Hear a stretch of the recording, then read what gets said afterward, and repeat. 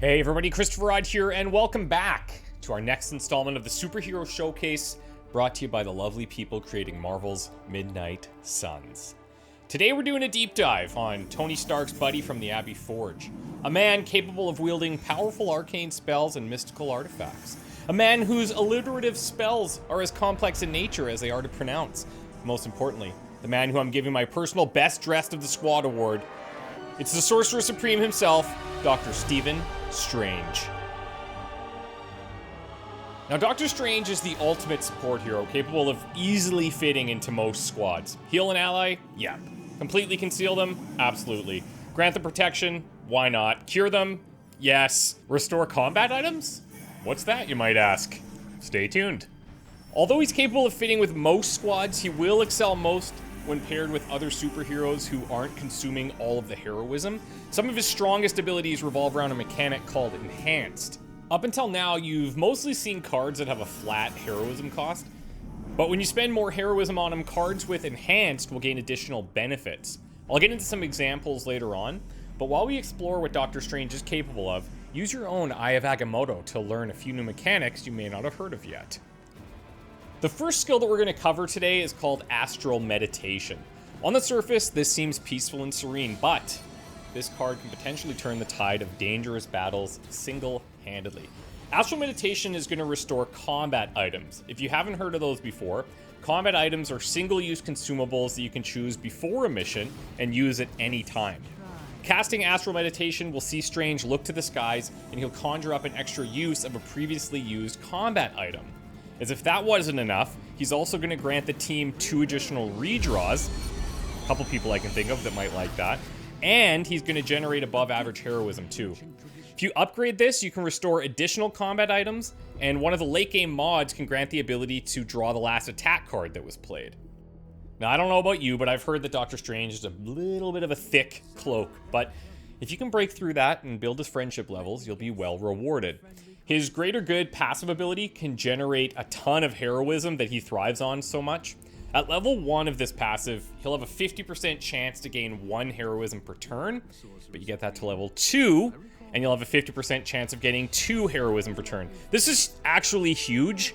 Heroism is so important in this game, and for him to just be dropping heroism very regularly is pretty massive. You can make a solid argument that Greater Good is one of the best passives in the game, actually. Yikes, indeed. It took all this for me to realize. But I'm thankful I did. Now imagine, if you will, one of your best buds is in a dire situation. Multiple Hydra forces are about to pummel them so hard they won't be able to feel the vapors of Valtor on their face afterwards. Well, I got a very conveniently named card for you then. Playing the Vapors of Valtor will allow you to conceal either Doctor Strange or an ally for that turn, making them completely untargetable. The ultimate save. At higher levels, Vapors of Valtor will also be capable of healing and potentially applying 2 fast as well. So far, Strange has shown that he's a savvy spell-casting Sorcerer Supreme with spells that scale to satisfying states. I couldn't resist. Instead of targeting individual allies like Vapors of Valtor, Strange can use the Shield of the Seraphim to help everybody at once. By granting everyone resist, he's letting them block the next instance of incoming damage. When upgraded, this card can also cure, and one example of a late game mod could grant some extra card draw. Oh, and of course, harkening back to what we talked about earlier, it can be enhanced with extra heroism to add more instances of resist to everyone. The Captain America shield, that's got nothing on the Seraphim, let's be honest. You might be wondering, does Doctor Strange do any damage? Yeah, he does a lot, actually. You don't get the title of Sorcerer Supreme if you don't have at least a little something extra hidden in that cloak. Now, you built up a ton of heroism with this Greater Good passive, right? And now you get to reap the rewards. Summon in the 7 Sons of the Cinnabus, and you'll see what I mean. Strange's Midnight Sun's heroic ability is an AoE targeted spell that deals massive damage, and you can even enhance it with extra heroism. Investing in upgrades for it will lower the required heroism for enhancing, and can even allow you to redraw the card for some health recovery if you get lucky with a late game mod.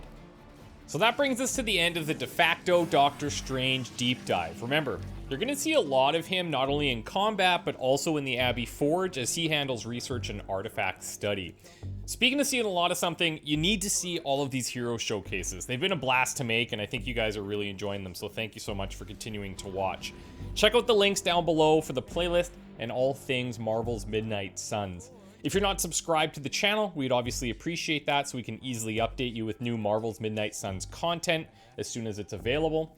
And subscribe to my personal channel at ChristopherOdd to see more gameplay whenever I'm able to share that. Thanks again to Marvel and 2K for partnering with me on this series, and we will see you guys next time.